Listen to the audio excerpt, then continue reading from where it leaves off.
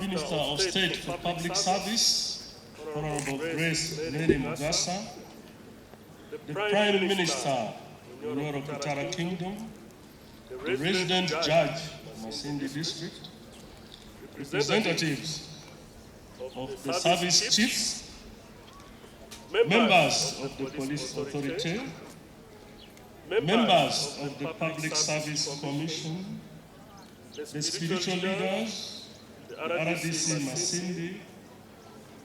Honorable Minister, allow me to observe the protocol that has already been laid down.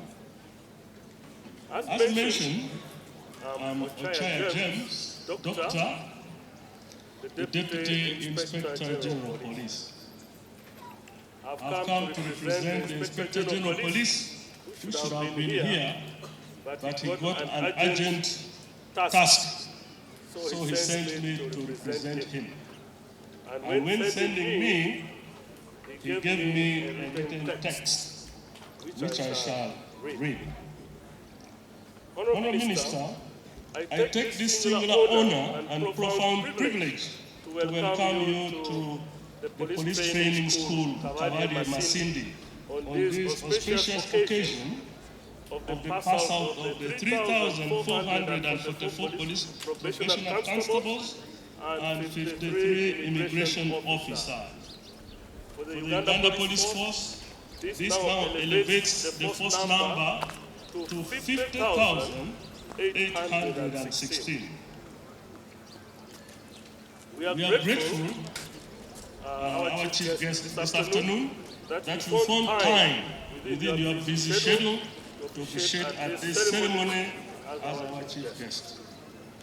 I also take this opportunity on behalf of the Uganda Police Force and on my own behalf to extend our sincere gratitude and appreciation to His Excellency the President of the Republic of Uganda and the Commander-in-Chief of the Armed Forces, General Retired Yoweri Kaguta Museveni, for the your presence here to preside over this pass-out ceremony re-energizes the UPF. It demonstrates your support, confidence, and the priorities put in the transformation of the Uganda Police Force. The successful training and transformation of these young men and women is a critical step towards bridging the existing manpower gap.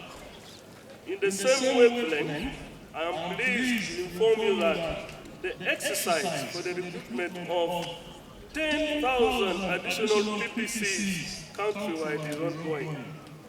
And these officers will be reporting some to this training center in the first week of June 2025.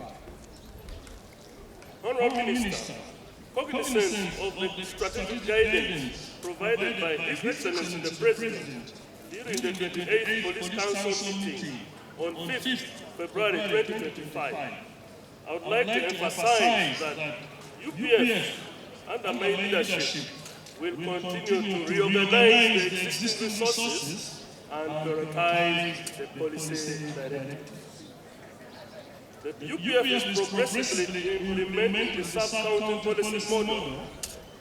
We have effectively deployed in 17 policing regions out of the 29, so far covering 997 sub-counties in 103 districts. Our Chief Guest, we are receiving positive feedback from the local communities about the sub-county policing model. This will greatly enhance successful implementation of government programs focused on improving household incomes and ultimately support the socio-economic transformation of the country. With the pass-out today, an additional force projection, strengthened with interagency working mechanisms and force enablers, we are sure that the forthcoming 2026 general elections will be effectively secured. Sir, I also wish to report that UPF is enhancing on force multipliers, To leverage on manpower strength, we are improving several areas, including CCTV cameras, transport, forensics, canine services, IT systems, and also tapping into the private security organizations in the country. With your support, UPF has embarked on scaling up welfare schemes for the personnel. These include construction of new staff houses, providing office space, taking care of them medically, providing education of their children, wearing them smartly as you have seen, and providing them with the relevant protective gears. In the ongoing construction works, to make it cheaper, UPF is fully utilizing its own internal capacity. We are also streamlining internal control systems and operations like the Exodus support.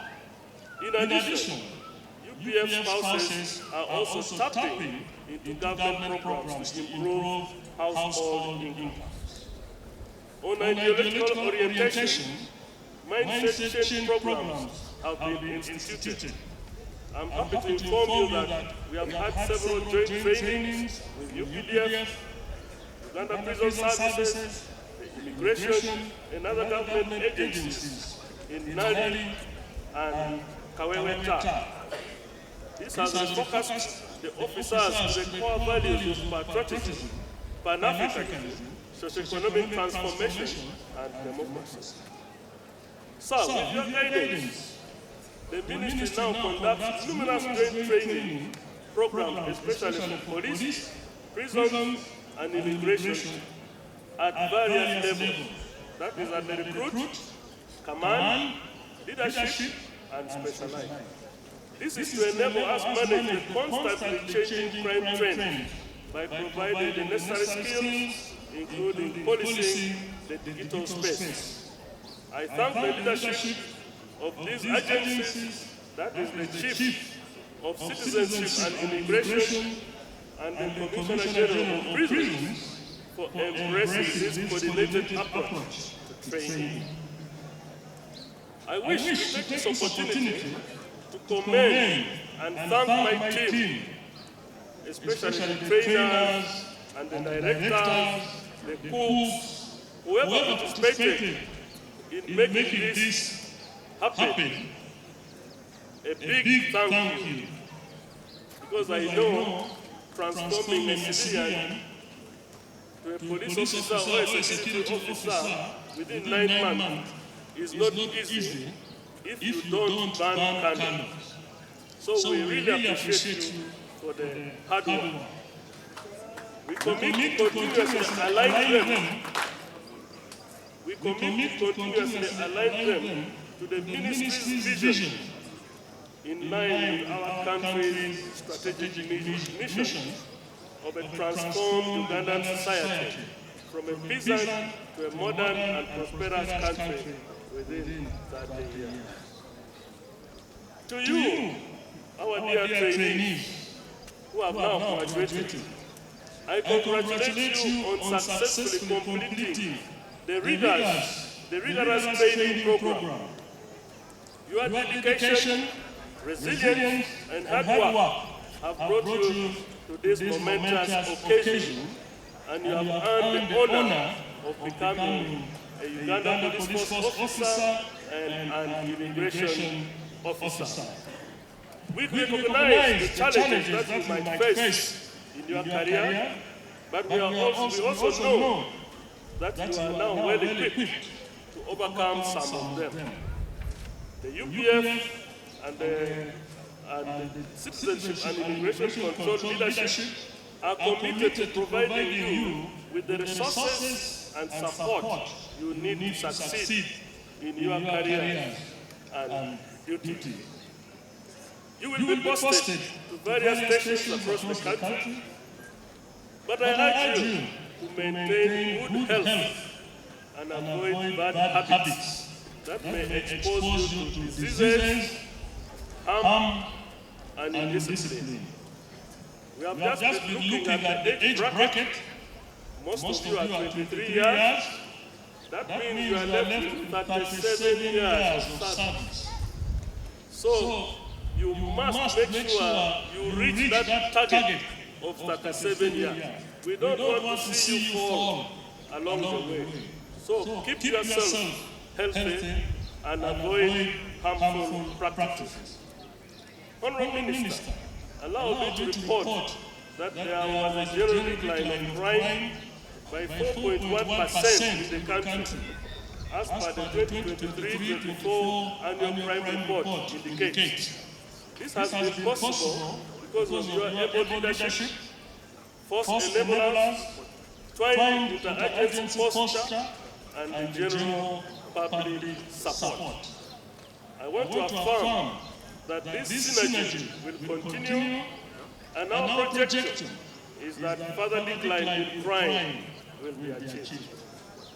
As I conclude, UPF as a whole conveys our sincere gratitude to His Excellency the President of the Republic of Uganda and you, our honorable ministers and the top management at the ministry headquarters for the continuous strategic guidance and support. We remain fully committed to achieving the vision of a peaceful, secure, and prosperous country. With these remarks, Honorable Minister, I invite you to address the congregation. For public service, the Honorable Grace Mugasa, and thank you for the pleasant surprise of coming to grace this occasion. The Permanent Secretary of the Ministry of Internal Affairs, Lieutenant General Joseph Msanyifu, the DIGP, the Prime Minister of Bunyoro Kingdom, Lordship, Resident Judge, members of the Public Service Commission, the head of the Education Service Commission, representative of the CDF, doubling also as artillery commander, the representative of the Commissioner General of Prisons, the Chief of Immigration, the Uganda Police Force directors, the RDC, other senior government officials, religious leaders, invited guests, ladies and gentlemen, good afternoon. I have been tasked by the President and Commander-in-Chief to officiate at this function over which he was meant to preside, but due to other official commitments wasn't able to physically and delegated me to handle the function because wisdom, he felt it shouldn't be postponed. Equally, the senior minister is duty bound and couldn't grace the occasion. So I want from the onset to bring warm regards from the Commander-in-Chief and from the Ministry of Internal Affairs. I will make some remarks on behalf of the ministry, and then, of course, finally, relay the message of the Commander-in-Chief.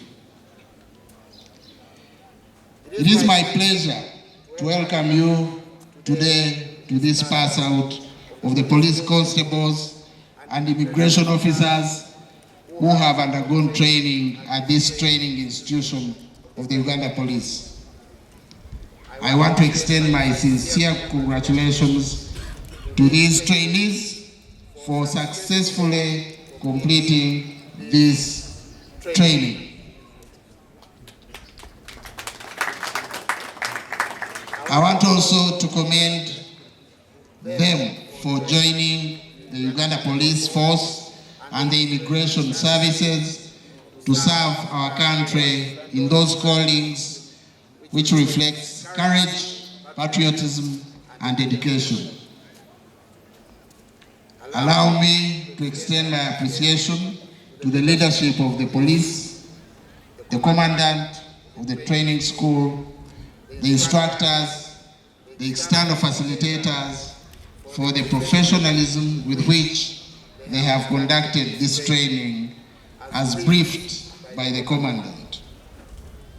But also, I want to say that we have been treated to the various demonstrations, that one of the immigration officers, the marksmanship exercise at the firing range, the public order management exercise, the martial arts, and of course, the colorful parade. And I want to acknowledge that these drills were sumptuous food for the eye and a testimony that the trainees were well trained and are ready to serve.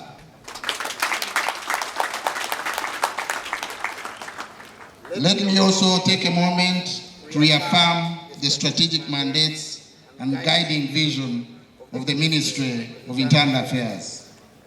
Our vision is a peaceful, safe, and stable Uganda. Our mission is to deliver internal security, law and order, peace and stability in Uganda, where citizenship is protected and preserved. The Uganda Police Force, under the Constitution, Article 212, is mandated to protect life and property, preserve law and order, prevent and detect crime, and to cooperate with civil authority and other security organs. On the other hand, the Uganda Citizenship and Immigration Control Department is mandated to regulate and facilitate lawful migration, citizenship administration, passport issuance, and enforcement of national and regional immigration laws in alignment with Uganda's security and development priorities. The recruitment of police constables and immigration officers is therefore intended to enhance the ministry's capacity to uphold these mandates, thereby strengthening peace, law enforcement, and migration governance across the country. To the newly commissioned police constables, congratulations on this important foundational milestone. You have endured rigorous training, demonstrated discipline, and embraced the values of service. You now stand as the first point of contact with your communities, entrusted to uphold law and order and to respond to law enforcement demands with fairness, with firmness, with professionalism and integrity. As you put on the uniform with the national flag, remember that you are not only enforcers of the law, but also you are ambassadors of Uganda's values and image. Your duty extends beyond authority. It includes awareness and vigilance promotion, building networks and partnerships with the communities you serve for effective policing. In every engagement, upholding the dignity of your office to foster trust in our institutions is a must. You are going to be deployed to different duty stations. You need to understand your environment and strive to make a positive contribution to the security of this country in all aspects and to ensure value addition and general service delivery in your respective areas of responsibility. I implore you to forge better coordination and cooperation with the sister security agencies, taking advantage of the elaborate joint mechanisms and structures at various levels in order to promote interforces trust, efficiency, and to commonly and effectively pursue the ends we all strive to achieve as security fraternity. Complementarity, coordination, cooperation also helps to mitigate or offset some of the constraints of operating in silos, including logistical challenges, but also in ensuring the development and adherence to best practices and standard operating procedures during law enforcement operations. Understanding your roles from their ideological perspective, individual and collective, and asking the question, why did you enlist? What are you for? Your service is not an end in itself, but a means to a bigger end, which is a durably safe and prosperous Uganda. Therefore, you don't matter as an individual. You matter more meaningfully with a colleague next to you. So in the work you do, teams matter and make a whole lot of difference in the work you do. You make better sense only due to the comrades that you work with. Teamwork, team spirit in security work is very critical. Training is not a one-off. I was having a side discussion with the Deputy IGP that we need to have continuous training. These skills you exhibited, if not continued, fade with time. So, when IGP and your training team, you need to organize continuous in-service training. Refresher training should be promoted in addition to career progression training and specialized training. Things as simple as briefing and debriefing are very important. Physical fitness standards, discipline, discipline, discipline. Among other things, parade is one of the tools to promote discipline. Kwata, like the Swahili call it. So you need to emphasize that one, Bwana IGP. The UPDF has recently started a drill competition.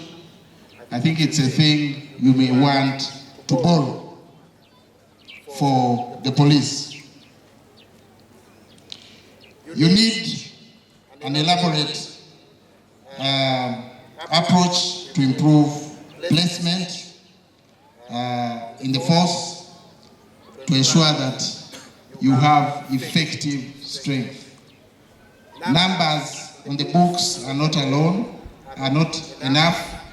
You need to reevaluate how people give effect to the work you do on the ground. The numbers should speak to the output you want, especially now that we were tasked to do sub-county policing, where we are required to have 18 people minimum per sub-county. So numbers matter. But also, we need to preserve and protect the government programs, especially the PDM, which has been constrained mostly by petty thieves, stealing the animals or produce of the community. As you deploy, you must know why you are deploying and what effect you are supposed to serve. We have great expectations in you. Therefore, we urge you to match those expectations. This is to request you to develop the right mindset and work attitude from the start, as your delivery standards will determine customer satisfaction.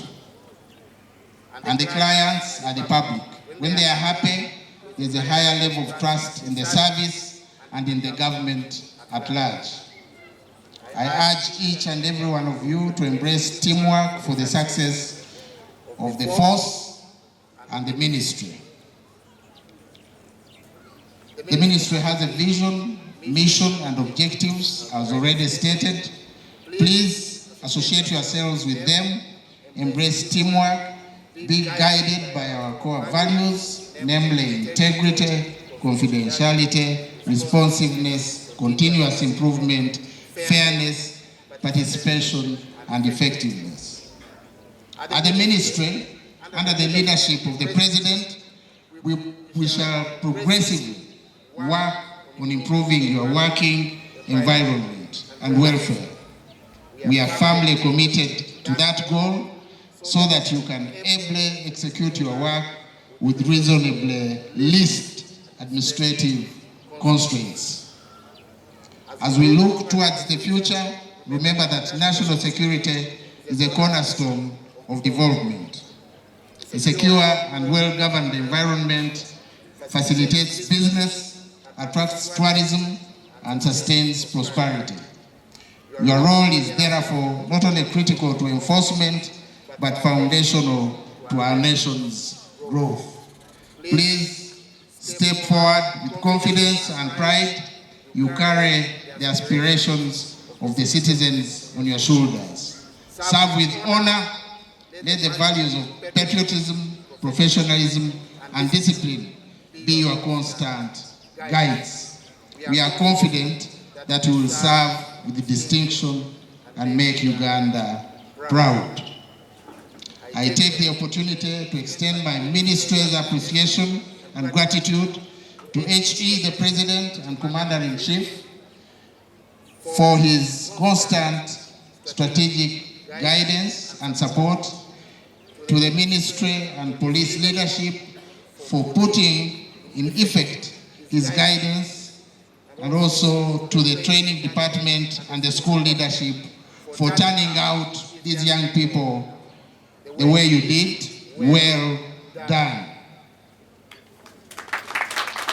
I now take on the role of reading the message of the Commander-in-Chief, and I will read it verbatim, and it goes as follows. I want to thank the Inspector General of Police, Abbas Yakagaba, for inviting me to preside over the pass-out ceremony of the Professional Police Constables, PPCs, Intake 24, 2024, 2025. I have not been able to attend the pass-out ceremony due to earlier scheduled engagements. I have tasked General David Muhoozi, Minister of State for Internal Affairs, to represent me and deliver my congratulatory message to all the PPCs upon the successful completion of the 9 months of training at Kabalye, Masindi District. I want to thank you for maintaining discipline and focus during the training period. I want to thank the IGP for linking the police training to the third principle of the NRM ideology, which talks about the socio-economic transformation of Uganda.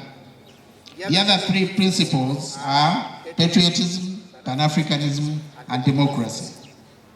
It is important to align the work of Uganda Police Force to these principles because they underscore the mission of the Ugandan state. By 1986, the Ugandan state had collapsed on account of the bankrupt ideologies of the previous regimes. They promoted the sectarianism of tribes, religion, gender, etc. at the expense of the common interests of our people. As a result, it was impossible to build a national army, police, and civil service, etc. Therefore, the police and other security agencies should have a clear understanding of the mission of the state in order to guard against making mistakes. Poor policing can undermine the realization of our national goals and objectives. On this occasion of the pass-out ceremony, I want to point out a few crimes that you must handle decisively because they can impede the efforts towards achieving social economic transformation. The first crime is homicide or murder.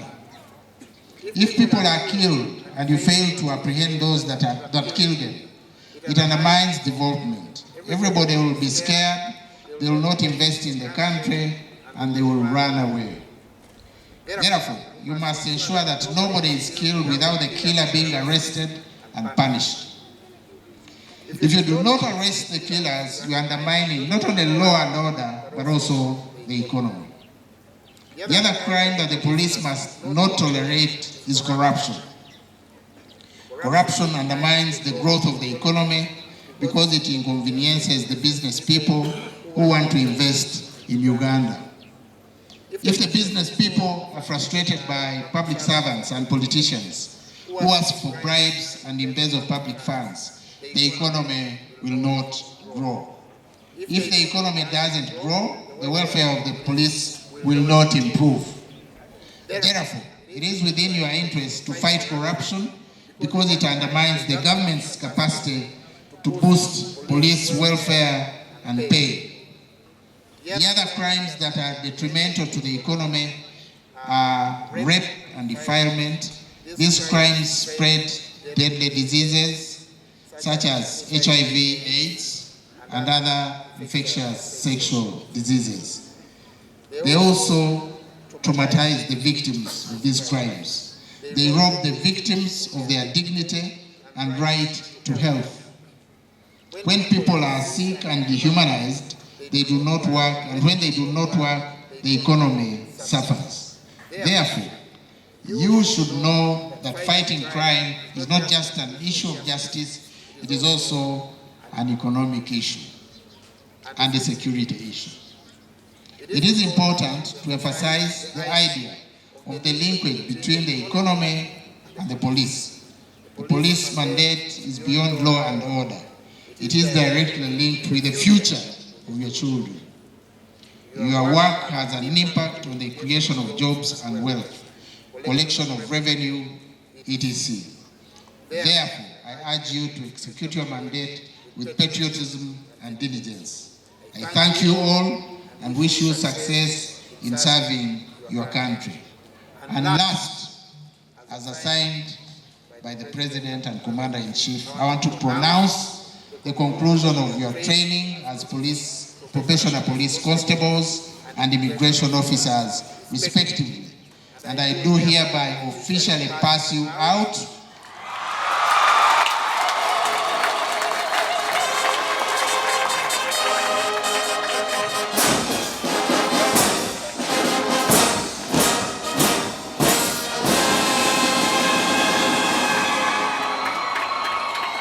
And I wish you good tidings and all the very best as you embark on your service. God bless you for God and my country.